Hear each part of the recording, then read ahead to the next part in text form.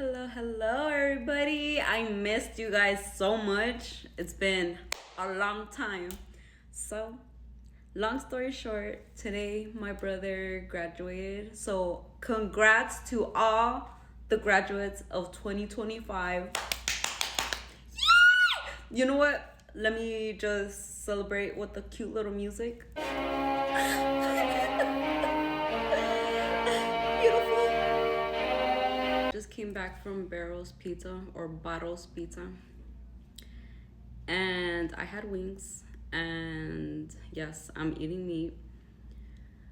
Not pork for sure. I do not eat pork.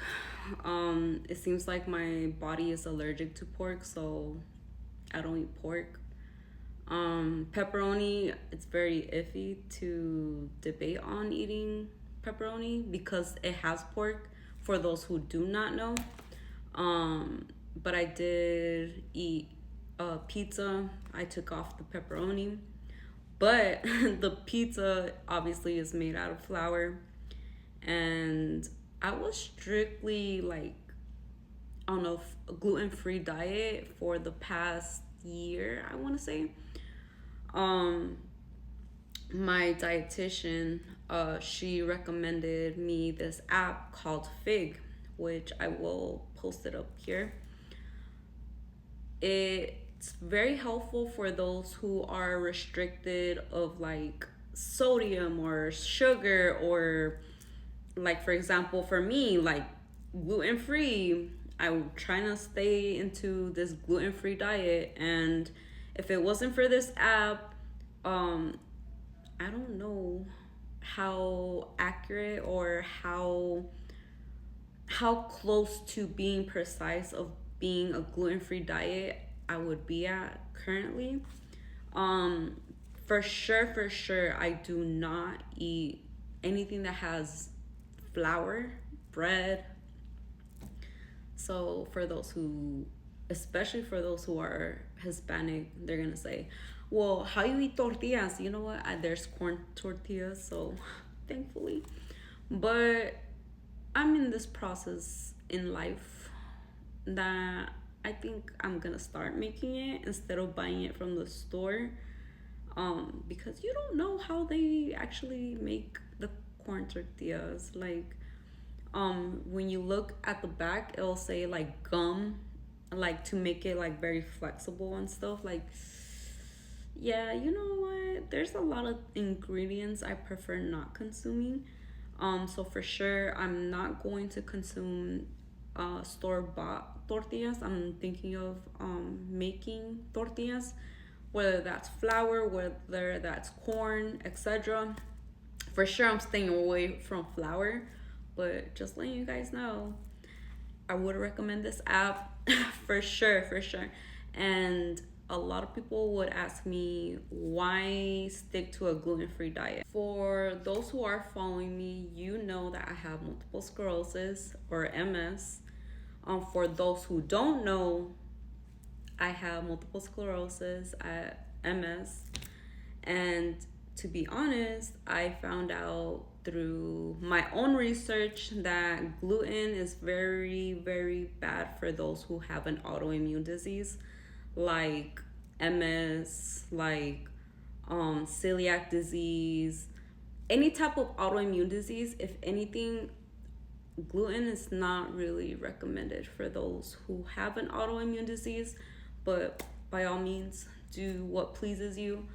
But I just wanted to stay away from the flare-ups, from the relapses, and that's the movement I made. So there's this book on Audible that I've been listening to, because initially a year ago, 2 years ago, 3 years ago, I couldn't read. I was having difficulties with reading because of my MS. I didn't know I had MS till later on. I started being more patient with my reading, because now by then I realized that my MS was interfering with my neural connections and reading and all that. So I've been basically stuck on Audible podcasts, but I've been on Audible. I've been listening to this book called The T.I.G.E.R Protocol by Palansami, medical doctor. Hopefully I said it right. But he explains very profoundly about the different types of autoimmune diseases and how to reverse or even cure the condition that you may have. So, because I have multiple sclerosis, and in this book, it does talk about the diets. Not saying that's exactly what you need to eat, but I chose to like eat of a gluten-free lifestyle. And like today, I was eating pizza, and to make pizza, you need to make the dough for the bottom part of the pizza, right? Like maybe 30, 40 minutes, I started having a headache. I was like, it was the gluten. Mind you, I was not having a migraine or a headache prior to eating pizza, nor days prior.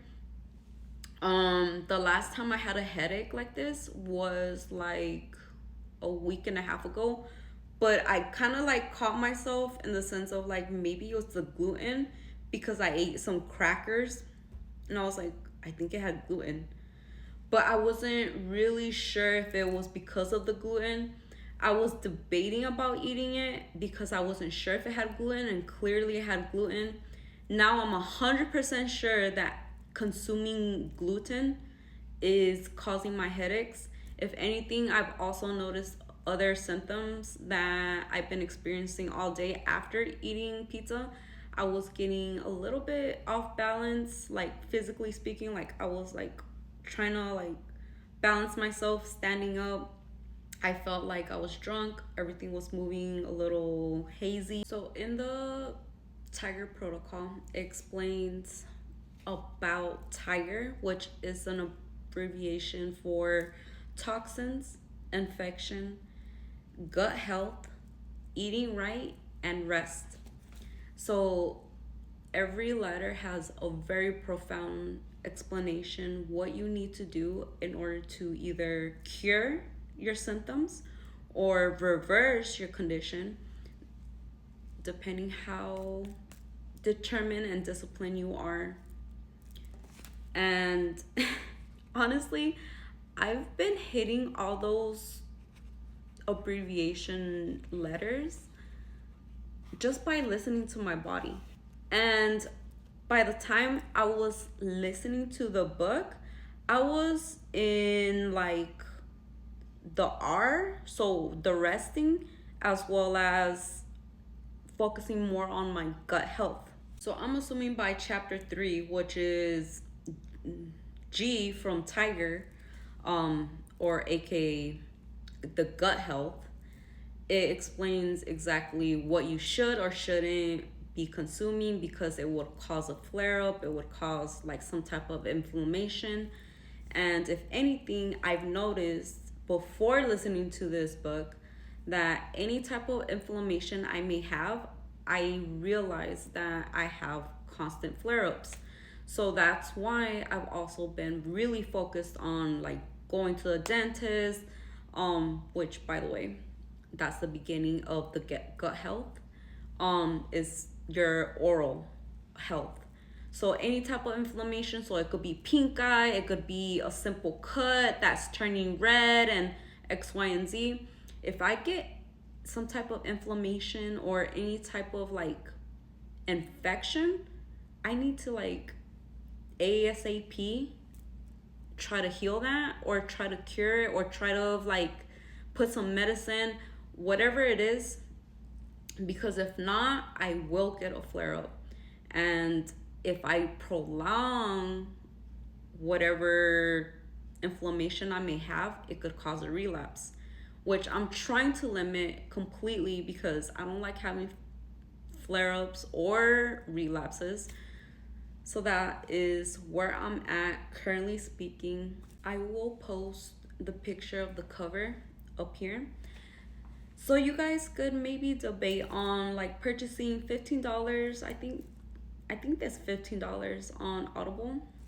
If not, you could purchase it tried to read it through Speechify, which is another application, but I will let you know that Speechify, I believe it's like $300 just so you could have that annual fee and you could read as much books as you want. Just take a picture of whatever you're reading and it will start reading for you. I was gonna take that app, but I was like, you know what? I'm very determined. I'm gonna go back to reading, and guess what? I could read now. I just wanted to come in here and just let you guys know that I'm now 100% sure that when I consume gluten, I cause like some type of inflammation, internally speaking. I do experience some type of flare up, and when consuming gluten, I tend to have like migraines / headaches. It's the worst feeling ever. I do take medicine. The medicine I'm taking just to help me with my headaches, sometimes it helps. Initially, when I first started, it made miracles. But Cedramix, which is the ones that you could get them from Mexico, I don't know if you could get them here in the US or get it imported here, but this is from Mexico. So it's Cedramix. Currently, I could take it and it will help for like 2-3 hours. But when I initially started, all day I'm good. Whenever I would have headaches, but I would wonder, what am I doing that is causing me to have like headaches? It's because I was consuming something that had gluten, so basically flour. So now I really do look at the ingredients. Before, I used to like look back on the label, and this doesn't have a label, but basically pretend this is a label. I would look back and I would just look at the nutrition facts, like the macros, because I work out. I'm trying to consume enough carbs, enough proteins, enough fats. But now it takes me longer when I'm shopping to double check that it doesn't have flour. So that's where I'm at today. Others may ask me like, oh, how come you don't get some medicine from your neurologist, X, Y, and Z? I did debate on getting medicine from my neurologist, but we did speak upon like other types of medicines I could consume. Majority of the side effects from those other recommendations he gave me, I was a little skeptical about. Like, either there's one pill that I was really looking into, like, oh, it makes you lose weight, which is cool. Like, who doesn't want to lose weight? Because it's hard to lose weight nowadays, you know what I mean? But at the same time, it was a pill that is more recommended for those who have seizures. I don't have seizures. What if it makes me have seizures because I'm consuming that pill? So there's a lot of skeptical like decisions I had to make. But this brand is basically like a Tylenol, but this is a Mexican Tylenol. That's the best way I could explain it. I do recommend highly this pill. If anything, my coworker friend recommended me this. By the way, thank you, Rosa. I appreciate you. She put me on, and ever since then, I haven't doubted this brand at all. If anything, I found out that she uses it for like her cramps or other types of body pains, and I'm like, nah, I'll just stick it to like just for headaches. But now I know I could use it for other things, you know? Overall, everything that I've been sharing with you guys, I do recommend listening to the Audible, the T.I.G.E.R Protocol by Akil Palansami. I hope I said it right. I do apologize if I said it wrong, but he's a medical doctor. He wrote this book, and it's very interesting. There's a lot of things to learn. No matter what type of autoimmune disease you may have, I feel like this book would really, really, really help you on your side effects, your symptoms, maybe your condition overall. But please look into it and comment down if it does help you. Share it with a friend, share it with a family member, whoever you think this may apply for those who need it. Share it.